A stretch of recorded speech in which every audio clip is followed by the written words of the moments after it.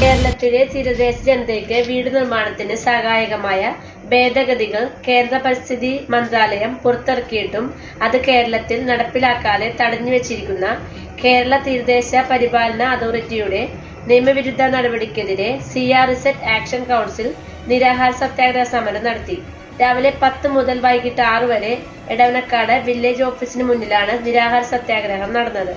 നിരാഹാര സമരം എഴുത്തുകാരനും ആക്ഷൻ കൗൺസിൽ ട്രഷററുമായ റിട്ടയർഡ് മേജർ സലി KS ഉദ്ഘാടനം ചെയ്തു. Action council president EK Saliharan അധ്യക്ഷത വഹിച്ചു. സെക്രട്ടറി ബേസിൽ മുക്കത്ത് സ്വാഗതം ആശംസിച്ചു. അഡ്വക്കേറ്റ് ഷെറി J തോമസ് മുഖ്യപ്രഭാഷണം നടത്തി. സമരത്തിന് ഐക്യദാർഢ്യം പ്രഖ്യാപിച്ചുകൊണ്ട് വിവിധ സംഘടനകളുടെ പ്രതിനിധികൾ സംസാരിച്ചു. പ്രവർത്തകൻ Paul J Mampilly, press of Njaveli, KPMS സംസ്ഥാന കമ്മിറ്റി അംഗം Pradeep Nedungad, PSP Vypin secretary PH Aboobacker, Sunaina Sudheer panchayat അംഗം, Yusuf Kalappurakkal, KK Abdul Qayyum, Welfare Party, Dhananjayan, Aam Aadmi Party എന്നിവർ സംസാരിച്ചു. ആക്ഷൻ കൗൺസിലിന്റെ നേതൃത്വത്തിൽ കുറച്ചു കാലങ്ങളായി വൈപ്പിങ്കരയിൽ വളരെ ശക്തമായ സമരപരിപാടികളാണ് CRZ ഇരകൾ നടത്തിക്കൊണ്ടിരിക്കുന്നത്. അതിന്റെ ഭാഗമായി പ്രതിഷേധ ധർണയും കുടിൽകെട്ടി സമരവും തെരുവിലത്താഴവും ഒക്കെ നടന്നു കഴിഞ്ഞു. പക്ഷേ നമ്മുടെ സർക്കാരിന്റെ ഭാഗത്ത് നിന്ന് ഇവിടുത്തെ ദരിദ്രരായ തീരദേശ ജനതയ്ക്ക് അനുകൂലമായ തീരുമാനങ്ങളൊന്നും ഉണ്ടായിട്ടില്ല എന്നതുകൊണ്ടാണ് ഇന്ന് ഒരു നിരാഹാര സമരത്തിലേക്ക് നമ്മൾ കടന്നിരിക്കുന്നത്. ഇന്ന് ഈ സമരം നടക്കേണ്ടതായിരുന്നു. എന്തോ ഒരു തെറ്റിദ്ധാരണ നമ്മുടെ പഞ്ചായത്ത് ഭരണസമിതികൾക്കും രാഷ്ട്രീയ പാർട്ടികൾക്കും ലഭിച്ചിരിക്കുകയാണ്. ഇവരൊക്കെ പറയുന്നത് എടവനക്കാട് 3-ലും ഞങ്ങളൊക്കെ 2-ലുമാണെന്നാണ്. ഞങ്ങൾ ഇന്നലെ KCZMയുടെ തിരുവനന്തപുരത്തെ ഓഫീസിലെ അസിസ്റ്റന്റ് സാബുവിനെ ഞങ്ങൾ വിളിച്ചിട്ടുണ്ടായിരുന്നു. ഞങ്ങൾ ചോദിച്ചത് ഈ പറയുന്നത് ശരിയാണോ? അപ്പൊ പറഞ്ഞ മറുപടി ഇതാണ്: നിങ്ങളൊക്കെ കേരളത്തിൽ 590 കിലോമീറ്റർ വരുന്ന തീരപ്രദേശത്ത് കിടക്കുന്ന തീരപഞ്ചായത്തുകൾ മുഴുവൻ തന്നെ CRZ 3 കാറ്റഗറിയിലാണ് ഇപ്പോഴും നിലനിൽക്കുന്നത്. അത് ഇളങ്ങുന്നപ്പുഴയായാലും ഞാറക്കലായാലും നായരമ്പലമായാലും നമ്മുടെ സ്വന്തം എടവനക്കാടായാലും ഇപ്പോഴും CRZ 3-ൽ തന്നെയാണ് കിടക്കുന്നത്. എന്താ 3-ന്റെ പ്രത്യേകത? ഭവന നിർമ്മാണ നിഷേധമുള്ള CRZ കാറ്റഗറിയാണ് CRZ 3 എന്ന് പറയുന്നത്. 100 മീറ്റർ കടലോരത്തിൽ നിന്നും വേലിയേറ്റ രേഖയിൽ നിന്ന് 50 മീറ്ററും അകറ്റി മാത്രമേ ഭവന നിർമ്മാണത്തിനോ അല്ലെങ്കിൽ നിർമ്മാണ പ്രവർത്തനങ്ങൾക്കോ അനുമതി കൊടുക്കാൻ ഈ CRZ 3 കാറ്റഗറിയിൽ സാധിക്കുകയുള്ളൂ. ഞങ്ങളിത് ചോദിക്കാനുള്ള കാരണം, കഴിഞ്ഞ ദിവസം ഇളങ്ങുന്നപ്പുഴയിൽ ഒരു ഭവന നിർമ്മാണവുമായി ബന്ധപ്പെട്ട് ഓഫീസിൽ നിന്ന് അതൊന്ന് കൊടുക്കാൻ പറ്റില്ല എന്ന് പറഞ്ഞ് അന്വേഷിക്കാൻ ചെന്നതാണ്. അപ്പൊ അവര് പറയുന്നത് CRZ 2-ലാണ് ഞങ്ങള്, പക്ഷെ അതിപ്പോ കൊടുക്കാൻ പറ്റില്ല, അടുത്ത ദിവസം നമുക്കതിനെ പരിഗണിക്കാമെന്ന്. ഈ 2-ലാണെന്ന് പറയുന്നതിന്റെ ഒരു രേഖ സർക്കാർ ഉത്തരവൊന്ന് കാണിക്കാൻ പറഞ്ഞപ്പോ അത് അവരുടെ കയ്യിലില്ല. പത്രങ്ങളിലെ 3-4 മാസം മുമ്പ് ഇതൊക്കെ CRZ 2 കാറ്റഗറിയിലേക്കും എടവനക്കാട്, കുഴുപ്പിള്ളി, പള്ളിപ്പുറം പഞ്ചായത്തുകൾ 3 കാറ്റഗറിയിലും അതിൽ എടവനക്കാട് 3B-യിലും ഉൾപ്പെടാൻ സാധ്യതയുണ്ട് എന്ന് പറഞ്ഞുകൊണ്ട് ഒരു ലിസ്റ്റ് ഇറക്കുകയുണ്ടായി. ആ ലിസ്റ്റ് ഇറക്കേണ്ട സമയം എപ്പോഴായിരുന്നു എന്ന് നിങ്ങൾ മനസ്സിലാക്കിയിട്ടുണ്ടോ? 2019-ൽ കേന്ദ്ര വിജ്ഞാപനം ഇറങ്ങിയപ്പോൾ അത് 6 മാസത്തിനുള്ളിൽ ഈ പറഞ്ഞ ലിസ്റ്റ് അന്നിറക്കേണ്ടതായിരുന്നു. അതാണ് നീട്ടി കൊണ്ടുപോയി ഈ 2023 മാർച്ച് ആയപ്പോ ഒരു പ്രസ്താവനയിലൂടെ ഇറക്കിയത്. ഞാൻ പറഞ്ഞു വരുന്നത്, 2019-ൽ വരേണ്ട നിയമം 2021 ഒക്ടോബർ മാസം കേരള നിയമസഭയില് ഈ വകുപ്പ് കൈകാര്യം ചെയ്യുന്ന നമ്മുടെ ബഹുമാനപ്പെട്ട മുഖ്യമന്ത്രി അന്ന് നിയമസഭയിലെ മിക്ക പത്രമാധ്യമങ്ങളിലും അത് റിപ്പോർട്ട് അല്ലെങ്കിൽ കഴിഞ്ഞ ചൊവ്വാഴ്ചത്തെ മലയാള മനോരമ പത്രത്തിന്റെ മുഖപ്രസംഗം നിങ്ങൾ നോക്കുക. അടിവരയിട്ട് പറഞ്ഞിട്ടുണ്ട്, കേരള മുഖ്യമന്ത്രി നിയമസഭയില് നമ്മൾ തെരഞ്ഞെടുത്ത 140 MLA-മാരുടെ മുൻപിൽ വെച്ച് അദ്ദേഹം പറഞ്ഞു, വെറും 6 മാസം കൊണ്ട് ഈ നടപടികൾ ക്രമീകരിച്ച കാറ്റഗറി തിരിച്ച തീരദേശ പരിപാലന നിയമത്തിന്റെ ഭേദഗതികൾ നടപ്പിലാക്കുമെന്ന്. എന്നിട്ടും സാറേ, ഞങ്ങൾ 4 വർഷം കാത്തിരിക്കുകയാണ്. 2024 ആ 6 മാസം എവിടെ പോയി? ഞങ്ങൾക്കറിയാം, ഈ മുഖ്യമന്ത്രിയെ പോലും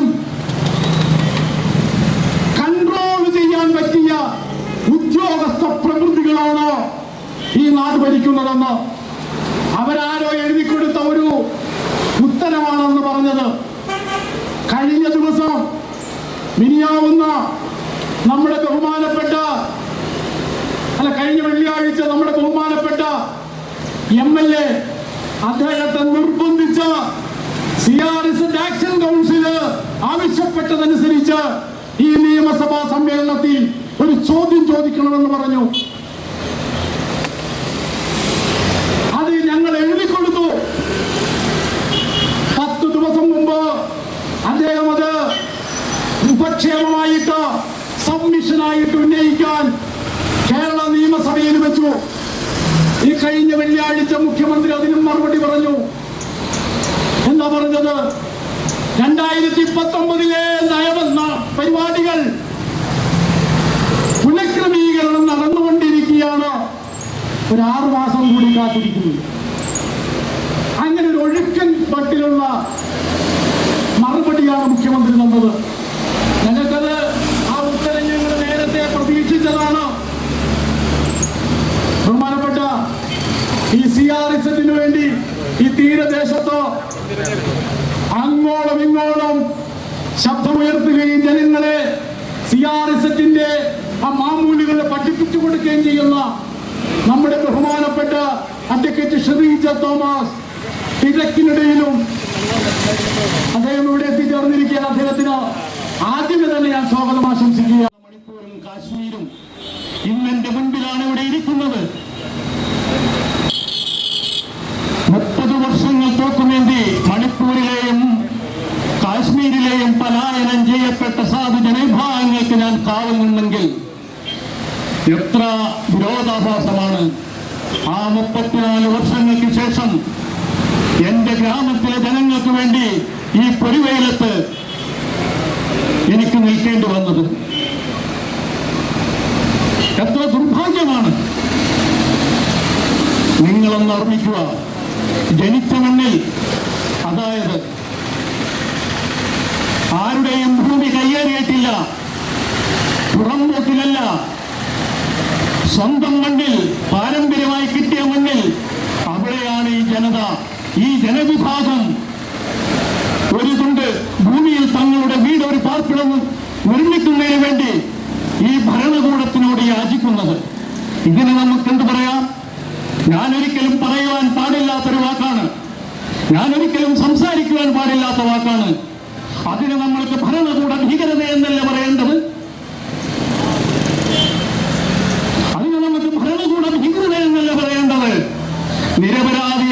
നിരപരാധികളായ കാർഷിക തൊഴിലാളികളും മത്സ്യബന്ധന തൊഴിലാളികളും അവർക്കൊരിക്കലും ഒരു നിശ്ചിതമായ വരുമാനമില്ല. ഒരു മത്സ്യത്തൊഴിലാളി അനന്തമായ ആ നീലസീമകളിലേക്ക് മത്സ്യബന്ധനത്തിനായി ഇറങ്ങിത്തിരിക്കുമ്പോൾ അവന്റെ മുന്നിൽ സ്വപ്നങ്ങൾ മാത്രമാണുള്ളത്. ഈ കടലിൽ നിന്നും എനിക്ക് മത്സ്യത്തെ കിട്ടുമെന്ന്. അതേതൊട്ട് ഒരു കർഷകൻ അവൻ ഒരു കൃഷിഭൂമിയിൽ കൃഷി ചെയ്യുമ്പോൾ ആ വിത്ത് ആ ധാന്യം വിളഞ്ഞൊരു വിത്താകുമെന്ന് അവന്റെ സങ്കല്പം മാത്രമാണ്.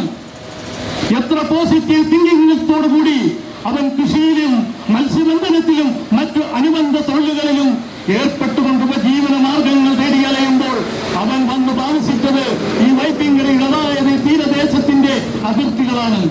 ആ തീരദേശമാണെന്ന് അവനെ കുടിയിറക്കുന്നത്. നിയമങ്ങൾ എന്തിനു വേണ്ടിയാണ് ഈ മഹാരാജ്യത്തിന് വന്നത്? ജനങ്ങളുടെ സ്വസ്ഥമായ അവരുടെ നല്ല ഭാവിക്കും വേണ്ടിയുള്ള നിയമങ്ങൾ ഇവിടെ കൊണ്ടുവരേണ്ടത്. പക്ഷേ ഇവിടെ സംഭവിച്ചിരിക്കുന്നത് എന്താണ്? പശ്ചിമ ബംഗാളിലെ ഒരു ഗ്രാമത്തിലെ ഒരു ദ്വീപിലെ ചെടികളെ, അതായത് കണ്ടൽ കാടുകളെ സംരക്ഷിക്കുവാനായി കൊണ്ടുവന്ന ഒരു നിയമമാണ് ഈ CRZ. ആ CRZ ആണ് ഇന്നൊരു ക്യാൻസറായി നമ്മളുടെ ഇടയിലേക്ക് പടർന്ന് വേരിങ്ങനെ ആഴ്ത്തിക്കൊണ്ടിരിക്കുന്നത്. പശ്ചിമ ബംഗാളിലെ ഒരു ദ്വീപിൽ കണ്ടൽ കാടുകളെ സംരക്ഷിക്കുവാനായി കൊണ്ടുവന്ന CRZ അത് നമ്മളെ വംശീയമായി കുടിയിറക്കുവാനുള്ള ഒരു നിയമമായി പരിണമിച്ചിരിക്കുകയാണ്. നിങ്ങൾക്കറിയാമോ, ഇവിടെ തീരദേശ അതായത് പാരിസ്ഥിതിക സംരക്ഷണത്തിന്റെ പേരിൽ രൂപീകരിക്കപ്പെട്ട സ്റ്റേറ്റുകളുണ്ട്. കാശ്മീരും മണിപ്പൂരും നാഗാലാൻഡും എല്ലാം അവിടെയെല്ലാം പാരിസ്ഥിതിക ലോല പ്രദേശങ്ങളാണ്. അവിടെ നമ്മൾക്ക് ഭൂമി മേടിക്കാൻ പറ്റത്തില്ല. എന്ന് വെച്ചാൽ കാശ്മീരിലോ മണിപ്പൂരിലോ പുറത്തു നിന്ന് ഒരാൾക്ക് ഭൂമി മേടിക്കുകയാണെന്നുണ്ടെങ്കിൽ 90 കൊല്ലത്തിന് ശേഷം ആ ഭൂമി ഉടമസ്ഥ, അതായത് ആ കാശ്മീരിയുടെയോ മണിപ്പൂരിയുടെയോ അല്ലെങ്കിൽ നാഗാലാൻഡുകാരന്റെ കയ്യിലേക്ക് തിരികെ എത്തും. പക്ഷേ ഇവിടെ നിയമത്തെ സംരക്ഷിക്കാൻ, തീരദേശത്തെ സംരക്ഷിക്കുവാനായി ഈ CRZ എന്ന കരിനിയമം കൊണ്ടുവന്നിട്ട് ആർക്കൊക്കെയാണ് ഇതിന്റെ ഫലം? MA യൂസഫലിക്കും രവി പിള്ളയും പോലുള്ള വമ്പൻ ബിസിനസ്സുകാർ, വമ്പൻ റിസോർട്ട് ഉടമകൾ അവർക്ക് വേണ്ടി കായലും കടലും പതിച്ചു നൽകി പാവപ്പെട്ട തീരദേശ ജനതയെ അഭയാർത്ഥികളാക്കിക്കൊണ്ടിരിക്കുകയാണ്. എന്താ ഒരു രാജ്യത്ത് ഒരു ജനതയ്ക്ക് രണ്ടു തരം നിയമമോ? ഒരു രാജ്യത്ത് ജനതയ്ക്ക് എന്താ രണ്ടു നിയമമുണ്ടോ? ഇതെല്ലാം ചോദിക്കുമ്പോൾ എനിക്ക് ലജ്ജ തോന്നുകയാണ്. അതെ, എനിക്ക് തീർച്ചയായും ഞാൻ ലജ്ജിക്കണം. ഈ മഹാരാജ്യത്തെ കാത്തു സൂക്ഷിച്ച ഒരു സൈനികനാണ് ഞാൻ. ഈ 30 വർഷം 31 വർഷം ഈ മഹാരാജ്യത്തിന് വേണ്ടി പോരടിച്ചത് ഈ പാവപ്പെട്ട ജനതയെ ഇങ്ങനെ നിർദാക്ഷിണ്യം തെരുവിലേക്ക് വലിച്ചെറിയുന്ന ഈ മഹാരാജ്യത്തിന് വേണ്ടി പോരടിക്കുവാനായിരുന്നു. ഇവരെ കാത്തു സൂക്ഷിക്കേണ്ട ജനപ്രതിനിധികൾ എന്താ? ജനപ്രതിനിധികളുടെയും രാഷ്ട്രീയ നേതാക്കളുടെയും അന്തിമമായ പരമമായ ലക്ഷ്യം ഒരു ജനതയുടെ, ആ നാട്ടിലെ മഹത്തായ ജനതയുടെ സംരക്ഷണം, അവർക്ക് വേണ്ടതെല്ലാം നേടിയെടുക്കുക. അതാണ് ഇവിടുത്തെ രാഷ്ട്രീയ പാർട്ടികളുടെയും ജനനേതാക്കളുടെയും ലക്ഷ്യം. പക്ഷേ ഈ CRZ എന്ന നിയമം വന്നപ്പോൾ ഈ നിയമത്തിനെതിരെ ശബ്ദിക്കുവാൻ ഇവിടുത്തെ രാഷ്ട്രീയ പാർട്ടികളോ ജനനേതാക്കളോ മുൻപോട്ട് വന്നില്ല. എന്തുകൊണ്ടെന്നാൽ പാവപ്പെട്ട ജനങ്ങൾ, അതായത് ഈ മത്സ്യത്തൊഴിലാളികളോ കർഷക തൊഴിലാളികളോ പാർട്ടി ഫണ്ടിലേക്കോ ജനനേതാക്കൾക്കോ ഒന്നും തന്നെ നൽകുവാൻ കെൽപ്പില്ലാത്തവരാണ്. അങ്ങ് ദൂരെ, നിങ്ങൾക്ക് അധികം ദൂരെയൊന്നും പോകണ്ട, നമ്മളുടെ കുഴിപ്പള്ളിയിലുള്ള എന്തെന്നാ ഇപ്പോൾ ഫ്ലോട്ടിംഗ് ബ്രിഡ്ജ് ഉണ്ടാക്കിയിരിക്കുന്ന ഇന്ദ്ര എന്ന റിസോർട്ട്, ഇന്ദ്രയല്ലേ, ഇന്ദ്ര എന്ന റിസോർട്ട്, എത്ര നിർമ്മാണ പ്രവർത്തനങ്ങളാണ് അവിടെ നടത്തിയിരിക്കുന്നത്. ഏതെങ്കിലും ഒരു ബിൽഡിങ്ങിന് അവിടെ നമ്പറുണ്ടോ? എല്ലാം അനധികൃതമായിട്ടല്ല അവിടെ നിർമ്മിച്ചിരിക്കുന്നത്. പക്ഷേ അതിനെ സംരക്ഷിക്കാൻ ഇവിടുത്തെ രാഷ്ട്രീയക്കാരുണ്ട്, രാഷ്ട്രീയ നേതാക്കളുണ്ട്. പ്രിയപ്പെട്ടവർ, ഞാൻ രാഷ്ട്രീയക്കാരെ കുറ്റം പറയുന്നതല്ല. ഒരു രാജ്യത്തെ മുന്നോട്ട് നയിക്കാൻ രാഷ്ട്രീയക്കാർ അത്യാവശ്യമാണ്. ഈ രാജ്യത്തിന്റെ ഇൻഫ്രാസ്ട്രക്ചറിന് രാഷ്ട്രീയക്കാർ നൽകിയ സംഭാവനകൾ അല്ലെങ്കിൽ നൽകിക്കൊണ്ടിരിക്കുന്ന സംഭാവനകൾ ചെറുതല്ല. പക്ഷേ അവർ എന്തുകൊണ്ട് ഈ തീരദേശ പരിപാലന നിയമം എന്ന ഈ കരിനിയമത്തിന് നേരെ അവർ കണ്ണടക്കുന്നു എന്നതാണ് എൻ്റെ ഒരു ചോദ്യം. ഞാനും ഈ കേരളം ഭരിക്കുന്ന രാഷ്ട്രീയ പ്രസ്ഥാനത്തിന്റെ ഒരു സഖ്യകക്ഷിയിലെ ജില്ലാ ജോയിന്റ് സെക്രട്ടറിയാണ്. പക്ഷേ ഞാൻ ആരുമായിക്കൊള്ളട്ടെ, ഞാനൊരു രാഷ്ട്രീയ നേതാവ്, ഒരു പട്ടാളക്കാരൻ, ഒരു സാഹിത്യകാരൻ എന്നതല്ല എന്റെ പ്രശ്നം. ഈ മഹാരാജ്യത്തിന് ജനങ്ങൾ ഉണ്ടായിട്ട് ഈ രാജ്യം ഉണ്ടാകുകയുള്ളൂ. ജനങ്ങളാണ് ഈ മഹാരാജ്യത്തിന്റെ അടിത്തറ. അതും ഞാൻ ജനിച്ച നാട്ടിൽ, ഞാൻ വളർന്ന നാട്ടിൽ ഈ ജനത അഭയാർത്ഥികളായി മാറ്റിക്കൊണ്ടിരിക്കുകയാണ്. ഒരു നാട്ടിൽ ഒരു നിയമം വന്നാൽ അതിലെ അവിടുത്തെ പ്രാദേശികവാസികളെ സംരക്ഷിക്കുക എന്നുള്ളതാണ് ഏതൊരു നിയമത്തിന്റെയും കാതലായ ഇത്. അതായത് ഞാൻ പറഞ്ഞില്ലേ, നമ്മൾ അധികം ദൂരെയൊന്നും പോകണ്ട, തൊട്ടടുത്ത് നീലഗിരി പശ്ചിമഘട്ടത്തിലെ ഒരു പരിതസ്ഥിതി ലോല പ്രദേശമാണ്. അവിടുത്തെ ജനങ്ങളോട് ആരും ഒഴിഞ്ഞു പോകാൻ പറയുന്നില്ല. അവർക്ക് ആ വനപ്രദേശങ്ങളിൽ താമസിക്കാം, വീടുണ്ടാക്കാം. പക്ഷേ വെളിയിൽ നിന്ന് വന്ന് അനധികൃത നിർമ്മാണങ്ങൾ നടത്തരുത് എന്നാണ് അവിടെ പറയുന്നത് എല്ലായിടത്തും. ഈ CRZ നിയമം തൊട്ടപ്പുറം നമ്മുടെ തമിഴ്നാട്, കർണാടക, ഗോവ, ആന്ധ്രാപ്രദേശ്, പശ്ചിമ ബംഗാൾ, ഒഡീസ എന്ന് വെച്ചാൽ ഈ മഹാരാജ്യത്തിന്റെ 14,500 കിലോമീറ്ററുകൾ വരുന്ന ഓരോ അടിമണ്ണിലും സഞ്ചരിച്ചൊരു പട്ടാളക്കാരനാണ് ഞാൻ. അവിടെയെല്ലാം ഈ നിയമം പാലിക്കപ്പെടുന്നുണ്ടോ? അവിടെയൊന്നും ഈ നിയമം എന്തെന്ന് പോലും അന്നാട്ടിലെ ജനങ്ങൾക്കറിയത്തില്ല. CRZ എന്തെന്ന് പശ്ചിമ ബംഗാൾ, അതായത് ബംഗാൾ ഉൾക്കടലിന്റെ തീരത്ത് താമസിക്കുന്ന ആന്ധ്രക്കാർക്കും അറിയത്തില്ല, തമിഴ്നാട്ടുകാർക്കറിയത്തില്ല, ഒഡീസക്കാർക്കറിയത്തില്ല. അറബിക്കടലിന്റെ തീരത്ത് താമസിക്കുന്ന ഗുജറാത്ത്, അതായത് ഞാൻ പറയട്ടെ, ഇവിടെ നമ്പറുള്ള വീട്ടുകാരുണ്ട്, നമ്പറുള്ള കുടുംബക്കാർ. അവർ വിചാരിക്കുന്നത് എന്താ, ഈ നിയമം ഇനി വരുവാൻ പോകുന്ന അല്ലെങ്കിൽ വീട് പണിയാൻ പോകുന്നവർക്ക് മാത്രമുള്ളതല്ലേ? അങ്ങനെയല്ല. ഈ അടുത്ത കാലത്ത് വളരെ രസകരമായിട്ടുള്ള ഒരു സംഭവം ഉണ്ടായി. വളരെ രസകരമായിട്ടുള്ള എന്ന് വെച്ചാൽ എല്ലാ മനുഷ്യരും ഏറ്റവും അവസാനം അഭയം പ്രാപിക്കുന്നത് എവിടെയാണ്? ദൈവത്തിന്റെ അടുത്ത്. CRZനെതിരെ കുടുംബക്ഷേത്രത്തിൽ പോയി പൂജ കഴിച്ച കുടുംബ വ്യക്തികൾ വരെ ഇവിടെയുണ്ട്. CRZ അവർ കുടുംബത്തിൽ വന്നൊരു പ്രത്യേക പൂജ കഴിക്കുകയാണ്. അപ്പോൾ ആ കുടുംബ ക്ഷേത്രത്തിലുള്ള ആളുകൾ ചോദിക്കാൻ, നിങ്ങൾ എന്തിനെ പൂജ കഴിക്കുന്നത്? അപ്പൊ പറഞ്ഞു, പണ്ട് പൂജാരി അതായത് ജ്യോതിഷി പറഞ്ഞു, CRZനെതിരെ കുടുംബക്ഷേത്രത്തെ കുടുംബദേവതകളുടെ പരദേവതകളുടെ കുഴപ്പം മൂലമാണ് CRZ മൂലം നിങ്ങൾക്ക് വീടുണ്ടാക്കാൻ പറ്റാത്തത്. ഇവിടെ സംഭവിച്ച കാര്യമാ, നമ്മുടെ ഇടവനക്കാട് പഞ്ചായത്തിൽ സംഭവിച്ച കാര്യമാ. അപ്പോൾ ജനത ഏതെല്ലാം വഴികളിലൂടെ ഈ നിയമത്തിനെതിരെ സഞ്ചരിക്കുന്നുണ്ട്, ഏതെല്ലാം വഴികളിലൂടെ ഈ നിയമത്തിനെതിരെ സഞ്ചരിക്കുന്നുണ്ട്. നിങ്ങൾക്കറിയാമോ, ഇന്ന് ഈ റോഡിന് വീതി കൂട്ടുകയാണെന്നുണ്ടെങ്കിൽ, ഇവിടുത്തെ ഈ വില്ലേജ് ഓഫീസ് എടുത്തു പോവുകയാണെന്നുണ്ടെങ്കിൽ, അല്ലെങ്കിൽ തൊട്ടപ്പുറത്തുള്ള സയൻസ് ഹോസ്പിറ്റൽ എടുത്തു പോവുകയാണെന്നുണ്ടെങ്കിൽ അതിന് വ്യക്തമായ, അതായത് റവന്യൂ, അതായത് മാർക്കറ്റ് സർവേ അനുസരിച്ചുള്ള വാല്യൂ ഗവൺമെന്റ് നൽകേണ്ടത് അത്യാവശ്യമാണ്. അല്ലെന്നുണ്ടെങ്കിൽ ഒരു നാഷണൽ ഹൈവേ വരുമ്പോൾ അവിടെ ആ എടുത്തു പോകുന്ന ഭൂമി, ആ സർക്കാർ ഏറ്റെടുക്കുന്ന ഭൂമിക്ക് ഗവൺമെന്റ് മതിയായ പ്രതിഫലം കൊടുക്കേണ്ടത് ആവശ്യമാണ്. നമ്മളെ, അതായത് തീരദേശവാസികളെ, ഇന്ന പ്രദേശത്ത് നിന്ന് നിങ്ങൾ തീരദേശത്തെ സംരക്ഷിക്കുവാൻ വേണ്ടിയായിട്ടാണ് കുടിയേറുന്ന. ആരെ സംരക്ഷിക്കാൻ?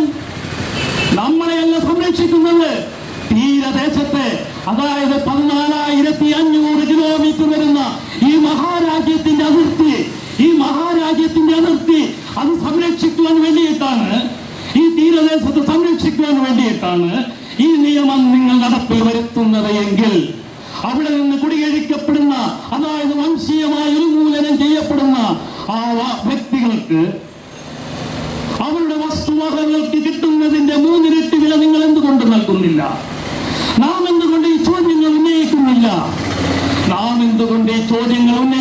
നിങ്ങൾക്കറിയാമോ, ഇന്ത്യ പാകിസ്ഥാൻ അതിർത്തിയിൽ ഓരോ വർഷവും സൈനിക അഭ്യാസം നടക്കുമ്പോൾ കൊയ്ത്ത് കഴിഞ്ഞ പാടങ്ങളിൽ മിലിറ്ററി എക്സസൈസ് ചെയ്യുവാനായി ആ വയലിൽ വിളയുന്ന വിളവിന്റെ 3 ഇരട്ടി വരുമാനം നൽകിക്കൊണ്ടാണ് ഇന്ത്യ ഗവൺമെന്റ് മിലിറ്ററി എക്സസൈസ് നടത്തുന്നതെങ്കിൽ, ഈ തീരദേശത്തിന്റെ കണ്ടൽക്കാടുകളെ സംരക്ഷിക്കുവാൻ ഈ നിയമം നടപ്പിൽ വരുത്തുകയാണെങ്കിൽ, നടപ്പിൽ വരുത്തി ഞങ്ങളെ കുടിയൊഴിപ്പിക്കുകയാണെന്നുണ്ടെങ്കിൽ ഞങ്ങൾക്ക് എന്തുകൊണ്ട് നിങ്ങൾ നഷ്ടപരിഹാര തുക നിശ്ചയിച്ചില്ല?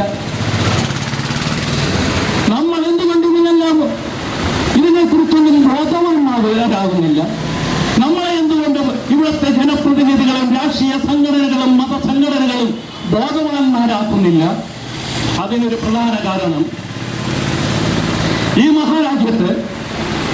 മഹാരാജ്യത്തിലെ എല്ലാ സ്റ്റേറ്റുകളിലും, അതായത് ഇന്ത്യയുടെ പല അതിർത്തി പ്രദേശങ്ങളിലും 4-5 സൈനിക ഓപ്പറേഷനുകളിലും ഈ മഹാഭാരത മണത്തിലെ ചന്ദ്രയാൻ ദൗത്യത്തിലും പങ്കുകൊണ്ട എനിക്ക് പറയാൻ സാധിക്കും, ഈ തീരദേശത്തിന് ഒരു ശാപമുണ്ട്. ഈ തീരദേശത്തിന്, കേരളത്തിന്റെ തീരദേശത്തിന് ഒരു ശാപമുണ്ട്. അവർ രാഷ്ട്രീയപരമായി, മതപരമായി, ജാതിപരമായി വിഘടിച്ചു നിൽക്കുന്ന കേവലം വോട്ട് ബാങ്കുകൾ മാത്രമാണ്. നിരവധി MLA-മാർ, അതായത് കേരള നിയമസഭയിലെ പകുതി MLA-മാർ തിരഞ്ഞെടുക്കപ്പെടുന്നത് ഈ കേരളത്തിന്റെ തീരദേശത്ത് നിന്നാണ്. അവർ എന്തുകൊണ്ട് തിരഞ്ഞെടുക്കപ്പെടുന്നു? ഈ വിഭജിച്ച് മരിക്കുക എന്ന സിദ്ധാന്തം ഉൾക്കൊള്ളിച്ചുകൊണ്ട്. അത് പറയുവാനും എനിക്ക് ലജ്ജയുണ്ട്. എന്തുകൊണ്ടെന്നാൽ ഞാനും കേരളം ഭരിക്കുന്ന ഒരു രാഷ്ട്രീയ കക്ഷിയുടെ ജില്ലാ ജോയിന്റ് സെക്രട്ടറിയാണ്. എന്നാൽ പറയാതിരിക്കുവാനൊക്കുമോ പരമസത്യങ്ങൾ? പറഞ്ഞേ പറ്റൂ. മലയോര പ്രദേശത്ത് കാട്ടിൽ കമ്മീഷൻ വന്നപ്പോൾ മാർക്സിസ്റ്റ് നേതാവായ എം മണിയുടെ നേതൃത്വത്തിൽ, CPI നേതാവായ ബിജുമോളുടെ നേതൃത്വത്തിൽ, കേരള കോൺഗ്രസിന്റെ നേതൃത്വത്തിൽ ജാതിയും മതവും രാഷ്ട്രീയവും മറന്ന് അവർ ഒറ്റക്കെട്ടായി നിന്നില്ലേ? എം മണി പറഞ്ഞില്ലേ ഇവിടെ വരുന്ന ആരായാലും അവരുടെ കാല് വിട്ടുമെന്ന് എം മണി പറഞ്ഞില്ലേ? മാർക്സിസ്റ്റ് നേതാവായ എം മണി പറഞ്ഞില്ലേ? ബിജുമോൾ പറഞ്ഞില്ലേ? CPIയുടെ നേതാവായ ബിജുമോൾ പറഞ്ഞില്ലേ? കേരള കോൺഗ്രസിന്റെ MLA-മാർ പറഞ്ഞില്ലേ? അവർക്കവിടെ ജാതിയില്ലായിരുന്നു, അവർക്കവിടെ മതമില്ലായിരുന്നു, അവർക്കവിടെ ഒരേ ഒരു ലക്ഷ്യമുണ്ടായിരുന്നുള്ളൂ. ഞങ്ങൾ കയ്യേറിയ പശ്ചിമഘട്ട ഭൂമി ഞങ്ങൾ തിരികെ നൽകത്തില്ല. പശ്ചിമഘട്ട ഭൂമി എന്താണ്? പശ്ചിമഘട്ട ഭൂമിയിലെ ആവാസ വ്യവസ്ഥ എന്താണ്? അവർ അവിടെ കയ്യേറിയതാണ്, കുടിയേറിയതാണ്. നാം ഇവിടെ കുടിയേറിയതാണ്. ഈ തീരദേശ ജനത കുടിയേറി പാർക്കുന്നവരാണോ? ഈ തീരദേശത്താരെങ്കിലും കുടിയേറിയിട്ടുണ്ടോ? വർഷങ്ങളായി നിങ്ങളോടൊരു കാര്യവും കൂടി ഞാൻ പറയട്ടെ. ഈ കേരളത്തിൽ ഉത്പാദിപ്പിക്കുന്ന ആഭ്യന്തര വരുമാനത്തിന്റെ മഹാഭൂരിപക്ഷവും നമ്മളുടെ മത്സ്യസമ്പത്താണ്. ഇവിടെ വൈപ്പിൻ മുനമ്പം ഹാർബറുകളെ ഒരു ദിവസം പിടിച്ച് കൊടുക്കുന്ന മീൻ, അതായത് ആ വിദേശ നാണ്യം നേടിത്തരുന്ന ചെമ്മീനും മറ്റു മത്സ്യസമ്പത്തുകളും, അതുകൊണ്ട് തന്നെ നമ്മുടെ കാർഷിക വിളകൾ. ഇത്രയധികം വിഭവ സമ്പത്തുള്ള അല്ലെങ്കിൽ വിഭവ സമ്പത്തിലേക്ക് ഒരു തീരദേശത്തെ മാറ്റിയെടുത്ത ജനതയെ, ഈ തീരദേശത്ത്, അതായത് ഈ നാടിന്റെ വിശപ്പ് കറ്റുന്നതിൽ മഹാഭൂരിപക്ഷവും, ഈ നാടിന്റെ വിശപ്പ് മാറ്റുന്നതിൽ മഹാഭൂരിപക്ഷവും ഈ തീരദേശ ജനതയാണ്. ഗാർഗിൽ കമ്മീഷനെതിരെ പടമൊരുങ്ങിയ പശ്ചിമഘട്ടത്തിലെ ജനങ്ങൾ ആരാണ്? കുരുമുളകും ഇഞ്ചിയും ഏലവും പോലെ നമ്മൾ കന്യമായ 1000 രൂപയ്ക്ക് കിലോ 1000 രൂപയ്ക്ക് മുകളിലുള്ള ഉൽപ്പന്നങ്ങൾ ഉൽപ്പാദിപ്പിക്കുന്ന സമ്പന്ന കർഷകരാണ് ഇവിടെയുള്ളവരോ? ഈ മഹാരാജ്യത്തിന് വിശപ്പെടുത്തുന്നവർ ആഴക്കടലിലേക്ക് യാതൊരു രക്ഷാ ഉപകരണങ്ങളുമില്ലാതെ ഇന്ത്യൻ നേവി പോലും പോകാത്ത അത്രയും ദൂരത്തിൽ വെറും നഗ്ന ശരീരത്തോടു കൂടി പോയി മീൻ പിടിച്ചു വന്ന് ഈ മഹാരാജ്യത്തിൽ ജനങ്ങളുടെ വിശപ്പടക്കുന്നില്ലേ? 1 കിലോ ചാളക്ക് എത്ര രൂപയുണ്ട്? 1 കിലോ അയിലക്ക് എത്ര രൂപയുണ്ട്? വെറും 200 രൂപയ്ക്ക് താഴെയല്ലേ ഉള്ളത്? എന്നാൽ ഒരു രാഷ്ട്രത്തിലെ ജനങ്ങൾക്ക് ആവശ്യമായ പോഷക വസ്തുക്കൾ ഈ ആഴക്കടയിൽ സ്വന്തം ജീവൻ പണയം വെച്ചുകൊണ്ട് പിടിച്ചുകൊണ്ടുവന്ന് നൽകുന്ന ഈ ജനതയെ നിങ്ങൾ എന്തുകൊണ്ട് തിരസ്കരിക്കുന്നു?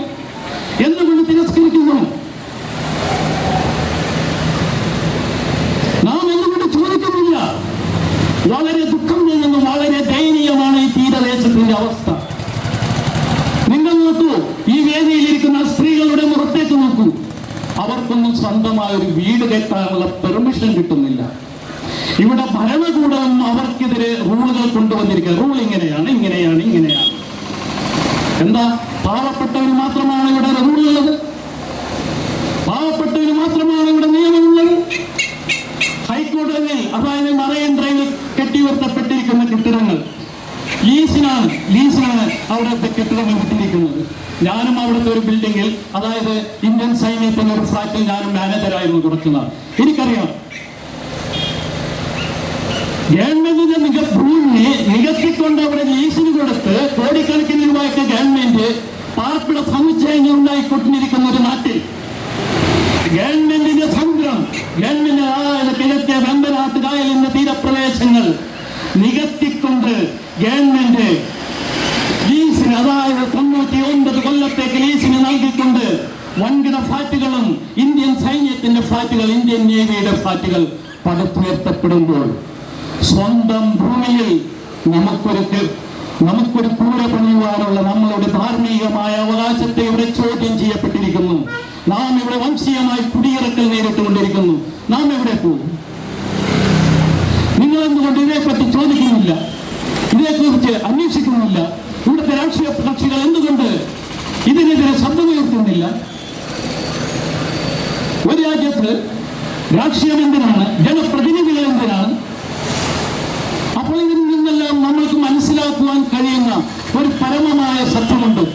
വേദനിക്കുന്നവന്റെ കൂടെ ഒരിക്കലും എല്ലെന്നുണ്ടെങ്കിൽ നീതിയുടെ നിയമത്തിന്റെ മുന്നിൽ ഒരു രാഷ്ട്രീയ കക്ഷിക്കോ ഒരു ജനനേതാവിനോ പിടിച്ചു നിൽക്കുവാൻ അല്ലെന്നുണ്ടെങ്കിൽ പോരാടുവാൻ അവർക്ക് സാധിക്കില്ല.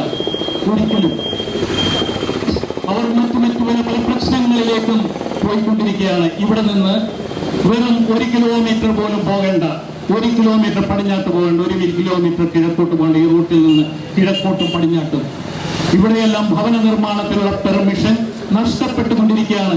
നിങ്ങൾക്കറിയാമോ, ഈ അറബിക്കടൽ ഇനി 1 കിലോമീറ്റർ ഭേദിക്ക് അടുത്തെത്താൻ ഇനി അധികം ദിവസങ്ങൾ വേണ്ട. എന്തുകൊണ്ടെന്നാൽ ഈ അറബിക്കടലിന്റെ തീരത്തെ പിടിച്ചു നിർത്തുന്നത് അവിടുത്തെ മത്സ്യത്തൊഴിലാളികളുടെ ചങ്കുറപ്പാണ്. അവിടുത്തെ മത്സ്യത്തൊഴിലാളികളുടെ ചങ്കുറപ്പാണ്. അവർ ആ തീരപ്രദേശം ഒഴിഞ്ഞ് കിഴക്കോട്ട് വരികയാണെന്നുണ്ടെങ്കിൽ ഈ അറബിക്കടൽ ഏതാനും മാസങ്ങൾക്കുള്ളിൽ ഇങ്ങോട്ട് ഒഴുകിയെത്തും. ആ തിരമാലകളെ ഈ റോഡിനെ സ്പർശിക്കും.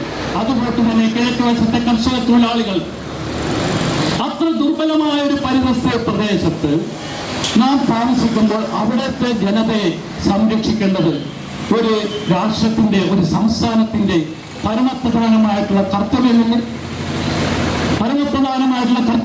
അത് എന്തുകൊണ്ട് നമ്മുടെ ഭരണകർത്താക്കൾ അവഗണിക്കുന്നു എന്ന് മാത്രമാണ് എനിക്ക് ഈ അവസരത്തിൽ പ്രത്യേകമായി ചോദിക്കാറുള്ളത്.